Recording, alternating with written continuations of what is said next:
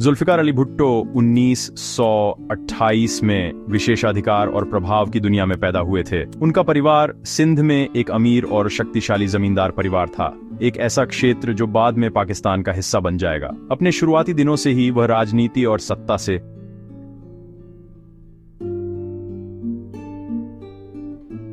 थे। उनके पिता सर शाहनवाज भुट्टो इस क्षेत्र में एक प्रमुख व्यक्ति थे। यह स्पष्ट था कि युवा जुल्फिकार का भाग्य एक महत्वपूर्ण जीवन के लिए था, लेकिन कोई भी उस तूफानी रास्ते की भविष्यवाणी नहीं कर सकता था जिस पर वह अंततः चलेंगे। उनके पालन पोषण ने उन्हें एक अनूठा दृष्टिकोण प्रदान किया जिसमें अभिजात वर्ग के आराम और समाज में मौजूद विशाल असमानताओं के बारे में जागरूकता का संयोजन था। ये नींव बाद में उनकी राजनीतिक विचारधारा को गहरे और अप्रत्याशित तरीकों से आकार देगी। दी शिक्षा वास्तव में वैश्विक थी, एक ऐसा विशेषाधिकार जो उस समय कुछ ही लोग वहन कर सकते थे। उन्होंने प्रतिष्ठित संस्थानों में अध्ययन करने के लिए अपने घर से दूर यात्रा की। पहले संयुक्त राज्य अमेरिका में कैलिफोर्निया विश्वविद्यालय, बर्कले में और बाद में इंग्लैंड में पूजनीय ऑक्सफोर्ड विश्वविद्यालय में। ये अनुभव केवल डिग्रियां हासिल करने के बारे में नहीं थे, वे एक विश्व दृष्टि को आकार देने के बारे में थे। इन पश्चिमी विश्वविद्यालयों के उदारवादी वातावरण में भुट्टो को प्रगतिशील विचारों, समाजवादी विचारधारा और लोकतांत्रिक शासन के सिद्धांतों से अवगत कराया गया। उन्होंने देखा कि समाजों को आम आदमी की सेवा के लिए कैसे संरचित किया जा सकता है। एक ऐसा विचार जो घर पर सामंती व्यवस्था के बिल्कुल विपरीत था। इस शिक्षा ने एक राजनीतिक दृष्टि के बीज बोए जो जल्द ही पाकिस्तानी समाज की नींव को चुनौती देगा। पाकिस्तान लौटने पर भुट्टो केवल विरासत में मिले आराम के जीवन में नहीं बसे। उन्होंने राजनीतिक क्षेत्र में प्रवेश किया।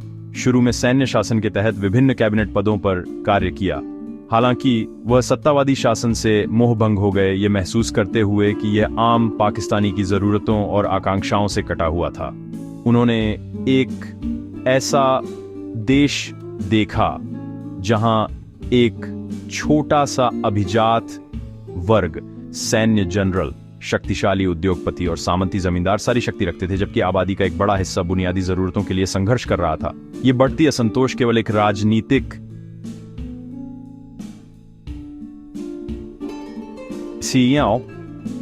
यानी एक नैतिक दृढ़ विश्वास था कि कुछ बदलना था, कि उनके राष्ट्र के लिए एक नया मार्ग प्रशस्त करना था। इस दृढ़ विश्वास ने पाकिस्तान के इतिहास में एक महत्वपूर्ण मोड़ ला दिया। 1967 में भुट्टो उस प्रतिष्ठान से अलग हो गए जिसके वह कभी एक हिस्सा थे और अपनी खुद की राजनीतिक पार्टी की स्थापना की। उन्होंने इसे पाकिस्तान पीपल्स पार्टी या पीपीपी कहा। यह सिर्फ एक और पार्टी नहीं थी, यह एक आंदोलन था। यह समाजवादी आदर्शों और दलितों के लिए सामाजिक न्याय के वादे की नींव पर बुन। भुट्टो के करिश्मा और शक्तिशाली भाषण कौशल ने जनता को मोहित कर लिया। उन्होंने एक ऐसी भाषा बोली जिसे वे समझते थे। वे जिस दर्द और संघर्ष का रोज सामना करते थे उसे संबोधित करते हुए वह अब सिर्फ एक अमीर परिवार का आदमी नहीं थे, वह बेजुबानों की आवाज बन गए थे, आम आदमी और औरत के लिए एक चैंपियन। पाकिस्तान पीपल्स पार्टी को एक संदेश की जरूरत थी, एक ऐसा नारा जो जटिल राजनीतिक शोर को भेद सके और सीधे लोगों के दिलों से बात कर सके। जुल्फिकार अली भुट्टो ने अपनी तीक्ष्ण राजनीतिक प्रवृत्ति के साथ एक ऐसा वादा गढ़ा जो सरल, शक्तिशाली और अविस्मरणीय था। रोटी, कपड़ा और मकान। इसका मतलब था रोटी, कपड़े और आश्रय। ये राजनीतिक संचार का एक शानदार तरीका था। ये नारा अमूर्त विचारधाराओं या जटिल आर्थिक सिद्धांतों के बारे में नहीं था। ये उन बुनियादी मानवीय जरूरतों के बारे में था जिनसे लाखों पाकिस्तानी वंचित थे। इसने ग्रामीण, गरीबों, शहरी, कामकाजी वर्ग और उन सभी लोगों के साथ गहराई से प्रतिध्वनित किया जो देश के विकास से पीछे छूट गए थे। ये एक नए तरह के पाकिस्तान के लिए एक रैलिंग क्राई बन गया। भुट्टो का सत्ता में उदय उनकी राजनीतिक दृष्टि जितना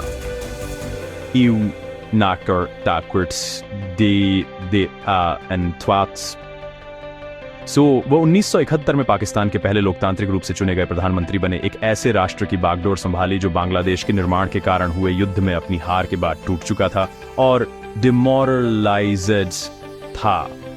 देश संकट की स्थिति में था और लोग एक ऐसे नेता की तलाश कर रहे थे जो उनके गौरव को बहाल कर सके और उन्हें उम्मीद दे सके।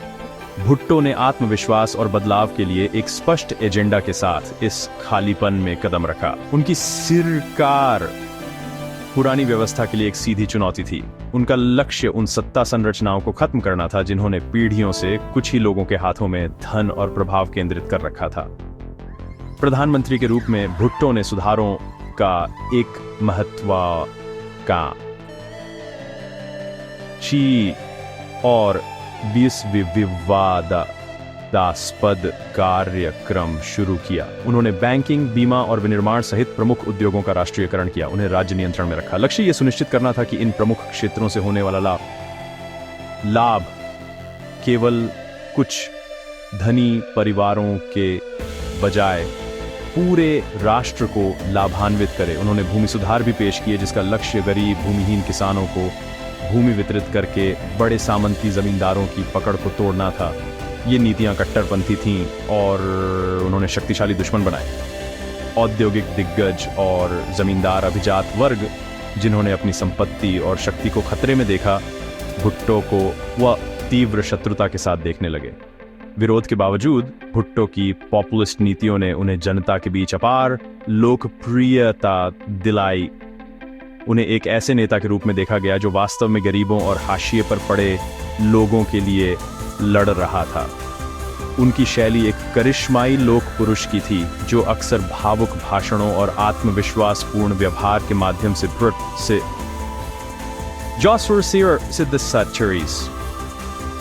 उन्होंने पाकिस्तान को विश्व मंच पर, विशेष रूप से मुस्लिम दुनिया के भीतर, एक नेता के रूप में स्थापित करने की भी कोशिश की। इस्लामिक सहयोग संगठन को मजबूत करने में महत्वपूर्ण भूमिका निभाई। कुछ समय के ऐसा लग रहा था कि एक न्याय संगत और गर्वित पाकिस्तान का उनका सपना पहुंच के भीतर था, जो सभी के लिए रोटी, कपड़े और आश्रय के सरल लेकिन गहरे वादे पर आधारित था। 1971 में भारत के साथ युद्ध में विनाशकारी हार ने पाकिस्तानी राष्ट्रीय मानस और स्वयं जुल्फिकार अली भुट्टो पर एक गहरा घाव छोड़ दिया था। उन्हें विश्वास हो गया कि पाकिस्तान के अस्तित्व और संप्रभुता को सुनिश्चित करने के लिए देश को अंतिम निवारक की आवश्यकता है। उसे एक बनाम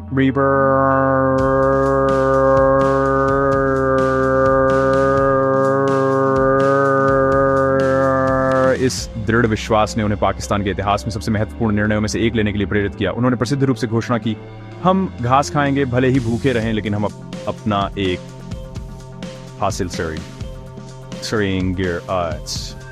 इस बयान में परमाणु क्षमता की उनकी खोज के पीछे की हताशा और भयंकर दृढ़ संकल्प को दर्शाया गया है। भुट्टो के लिए एक परमाणु हथियार आक्रामकता का एक उपकरण नहीं था, बल्कि उनके राष्ट्र के अस्तित्व के लिए किसी भी भविष्य के खतरों के खिलाफ एक आवश्यक गारंटी थी। जनवरी 1972 में सत्ता में आने के तुरंत बाद भुट्टो ने पाकिस्तान के शीर्ष वैज्ञानिकों को मुल्तान शहर में एक गुप्त बैठक के लिए बुलाया। यहीं पर उन्होंने आधिकारिक तौर पर राष्ट्र के गुप्त परमाणु हथियार कार्यक्रम का शुभारंभ किया। उन्होंने अपनी सरकार के पूर्ण और अटूट समर्थन का वादा किया। इस महत्वाकांक्षी सपने को वास्तविकता में बदलने के लिए आवश्यक संसाधन, धन और राजनीतिक इच्छा शक्ति प्रदान की। वो समझते थे कि यह एक लंबी और कठिन यात्रा होगी जो अंतर्राष्ट्रीय दबाव और तकनीकी चुनौतियों से भरी होगी। वो अब्दुल कदीर खान जैसे प्रतिभाशाली दिमागों को लाए जिनकी यूरेनियम संवर्धन में विशेषज्ञता कार्यक्रम की सफलता के लिए महत्वपूर्ण साबित होगी। भुट्टो पाकिस्तान की परमाणु यात्रा के निर्विवाद वास्तुकार बन गए। जबकि भुट्टो राष्ट्र के भविष्य को सुरक्षित करने पर ध्यान केंद्रित कर रहे थे, घर पर उनकी सत्ता पर पकड़ कमजोर होने लगी। उनकी व्यापक राष्ट्रीयकरण नीतियों और भूमि सुधारों ने देश के शक्तिशाली अभिजात वर्ग को अलग कर दिया था। सैन्य प्रतिष्ठान, जिसने लंबे समय से पाकिस्तान की राजनीति पर अपना दबदबा बनाए रखा था, उनकी पॉपुलिस्ट शक्ति और असर्टिव नागरिक नेतृत्व से भी सावधान था। राजनीतिक विरोध तेज हो गया। उन पर सत्तावादी प्रवृत्तियों और 1977 के आम चुनावों में धांधली का आरोप लगाया गया। वही करिश्मा जिसने उन्हें सत्ता में लाया था, अब उनके विरोधियों द्वारा घमंड और पूर्ण नियंत्रण की लालसा के संकेत के रूप में देखा जा रहा था। देश गहराई से ध्रुवीकृत हो गया, जिसमें सड़क पर विरोध प्रदर्शन और राजनीतिक अशांति आम हो गई। जुलाई 1977 में स्थिति एक निर्णायक बिंदु पर पहुंच गई। व्यापक अराजकता में एक अवसर देखकर सेना प्रमुख जनरल जियाउल ने सेंटोस सैन नान नाइट संतन तख्ता आप के प्रयास या भुट्टो देश के लोकतांत्रिक रूप से चुने गए प्रधानमंत्री को पदच्युत कर दिया गया और गिरफ्तार कर लिया गया। मार्शल लॉ घोषित कर दिया गया और लोकतांत्रिक प्रयोग अचानक और क्रूर अंत पर आ गया। जिस जनरल को भुट्टो ने खुद सेना के सर्वोच्च पद पर पदोन्नत किया था, वह उनके खिलाफ हो गया था, सत्ता पर कब्जा कर लिया था और पाकिस्तान के राजनीतिक इतिहास के सबसे काले अध्यायों में से एक के लिए मंच तैयार किया था। सत्ता से पतन तीव्र और पूर्ण था। यह एक भयावह मारक था कि राजनीतिक भाग्य कितनी जल्दी बदल सकता है। तख्तापलट के बाद जुल्फिकार अली भुट्टो को सिर्फ जेल नहीं हुई, उन पर एक ऐसे अपराध के लिए मुकदमा चलाया गया जिसने देश और दुनिया को चौंका दिया। उन पर एक राजनीतिक प्रतिद्वंद्वी की हत्या की साजिश रचने का आरोप लगाया गया। शुरू से ही कानूनी कार्यवाही विवादों में घिरी हुई थी। पाकिस्तान और अंतर्राष्ट्रीय स्तर पर कई पर्यवेक्षकों का मानना था कि यह मुकदमा एक दिखावा था, एक राजनीतिक रूप से प्रेरित अभ्यास जिसे जनरल जिया के सबसे शक्तिशाली प्रतिद्वंद्वी को स्थायी रूप से खत्म करने के लिए डिजाइन किया गया था। अदालत की कार्यवाही को व्यापक रूप से पक्षपातपूर्ण देखा गया, जिसमें ऐसे सबूत और गवाहियां थीं जो दोषी ठहराने के लिए हेरफेर की गई प्रतीत होती थीं। ये एक ऐसा मामला था जिसमें न्यायिक हत्या के सभी लक्षण थे, जहां कानूनी प्रणाली का उपयोग राजनीतिक प्रतिशोध को निपटाने के लिए एक हथियार के रूप में किया जाता है। विश्व नेताओं और अंतर्राष्ट्रीय संगठनों से दया की कई अपीलों के बावजूद सर्वोच्च न्यायालय ने फैसले को बरकरार रखा। जनरल जियाउल हक अडिग रहे, उन्होंने माफी देने से इनकार कर दिया। 4 अप्रैल 1979 की सुबह जुल्फिकार अली भुट्टो को रावलपिंडी सेंट्रल जेल में फांसी देकर मार दिया गया। उनकी मृत्यु एक ऐसे नेता के लिए एक दुखद अंत थी जिसने कभी लोकतांत्रिक और समतावादी पाकिस्तान के अपने दृष्टिकोण से लाखों लोगों को प्रेरित किया था। इस फांसी ने पूरे देश में एक भयावह संदेश भेजा कि सबसे लोकप्रिय और शक्तिशाली नागरिक नेता को भी सैन्य प्रतिष्ठान द्वारा नीचे लाया जा सकता है और खत्म किया जा सकता है। यह एक ऐसा क्षण था जो दशकों तक पाकिस्तान की राजनीति को परेशान करेगा। हालांकि भुट्टो की कहानी उनकी मृत्यु के साथ खत्म नहीं हुई। उनकी विरासत को तुरंत उनकी साहसी बेटी बेनजीर भुट्टो ने आगे बढ़ाया, जिन्होंने अपने पिता की राजनीतिक मशाल को आगे बढ़ाया।